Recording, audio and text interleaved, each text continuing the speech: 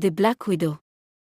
The dusty road into Umokoro village was quiet when Ifunanya arrived, seated on a creaky wooden cart pulled by a lean donkey. No one paid her much attention at first, just another widow looking to start afresh in a place that knew nothing of her past. But that was exactly what she wanted.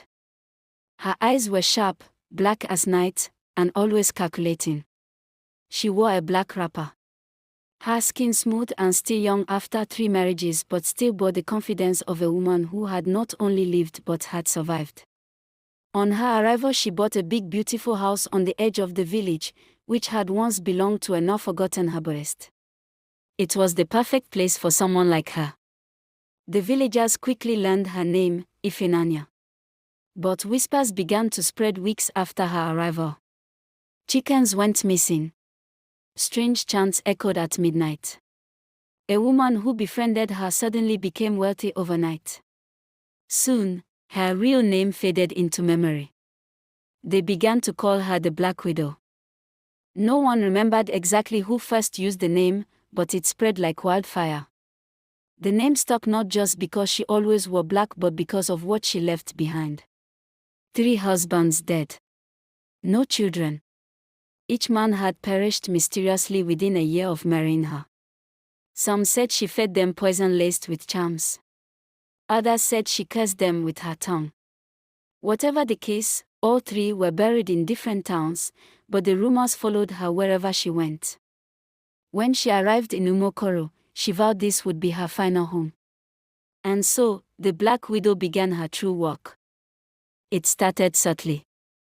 She invited a few women over to her home, those who were struggling in their marriages, those tired of being beaten or ignored, those who envied the wealth of others.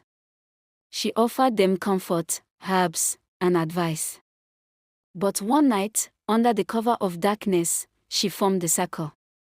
6 women swore an oath to her, bound by charms, fear, and promises of power. She gave each a black beaded bracelet and whispered into their ears, "Your husbands will obey.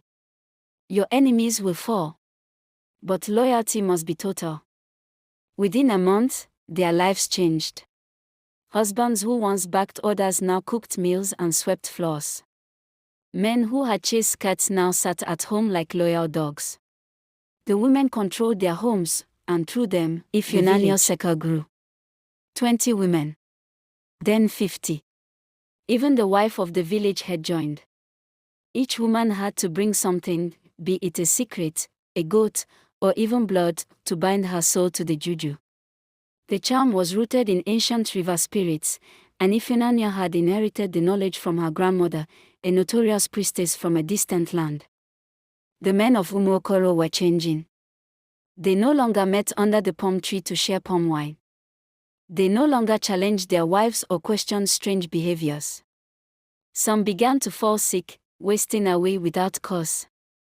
Others walked the village like zombies, eyes glazed, lips silent. The women, on the other hand, flourished. Their farms produced more. Their bodies grew fat and healthy. Their businesses thrived. They dressed in lace, gold, and Ankara prints with pride. No one could explain it, but no one dared ask. And those who didn't live long. It was during the peak of the Black Widow's reign that a young man arrived in Umokoro. He wore a white shirt, black trousers, and carried only a Bible and a small suitcase. His name was Pastor Chinedu, and he had been sent by a ministry to plant a church in the village. He was barely 30, full of fire and zeal. He spoke with authority, prayed with passion, and preached like thunder. His presence was like a rock tossed into still water. Ripples of unrest began to stir. He first noticed the strangeness when he tried to hold a revival. None of the women came, except a few older widows. Most of the men avoided him, fearful and distracted. A local teacher warned him, "Oga Pastor, don't cross her. This village is under her grip." Even the chief listens to his wife now. "Who?" Pastor Chinedu asked. "The Black Widow," the teacher whispered. "She owns the night here." But Pastor Chinedu was not afraid. He had seen demons cast out, seen barren women give birth, and watched cripples walk. He believed in a power stronger than juju. So he prayed. That night, as the pastor fasted and prayed, he saw a vision. A black spider the size of a cow stood at the center of the village, weaving webs around men's heads while women stood behind it, laughing. The spider turned to him and hissed, "Live, or be eaten." He woke up drenched in sweat. The next morning, he confronted the villagers during market day. "Umiokoro, you have been bewitched. Your men are under a curse. Your children walk in darkness." Gasps filled the air. Women hissed. Men lowered their eyes. One woman spat on the ground. "This one is mad." Ifunanya didn't appear. But her eyes watched from the shadows. The pastor's word spread. Some men approached him in secret, begging for help. One confessed that he woke each night to find his wife whispering to a strange mirror. Another said he had dreams of drowning in red water. The pastor began nightly prayers. He anointed houses. He preached deliverance. Slowly, cracks formed in the black widow's web. On the night of the full moon, Mama Ifunanya called a meeting. "The pastor must go," she said, voice cold. "He is undoing everything. Our power is threatened." Some women hesitated, but fear kept them silent. That night, the black widow summoned the river spirit with blood and incantation. A storm shook the skies. Thunder roared.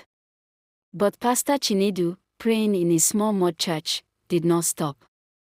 He held a vigil with a few faithful men, crying out for mercy on the village. Around midnight, the spirit appeared in the village square, visible only to those in the juju. A dark mist spread, choking the air. Ifunanya laughed. But from the church, a blinding light burst forth. A whirlwind swept through the village, shaking roofs and trees.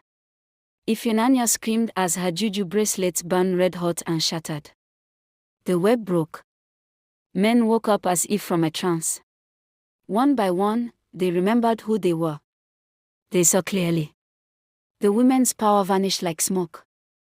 At dawn, the pastor went to Ifunanya's house. He found her on the floor, shaking, eyes wide with terror. She wept.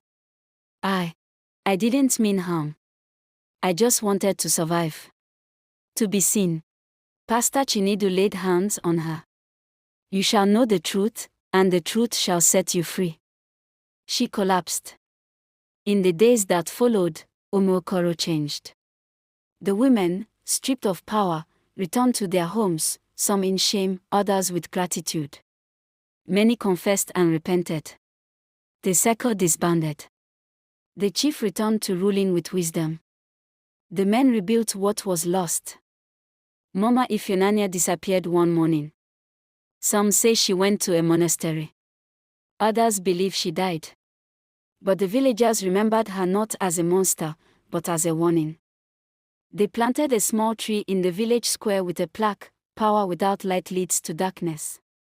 Beware the Black Widow." Pastor Chinedu remained. His church grew, and so did the faith of the people. Umuokoro thrived, not through charms, but through truth. And the curse of the Black Widow became a legend mothers told their daughters. So they would choose a different path. The end.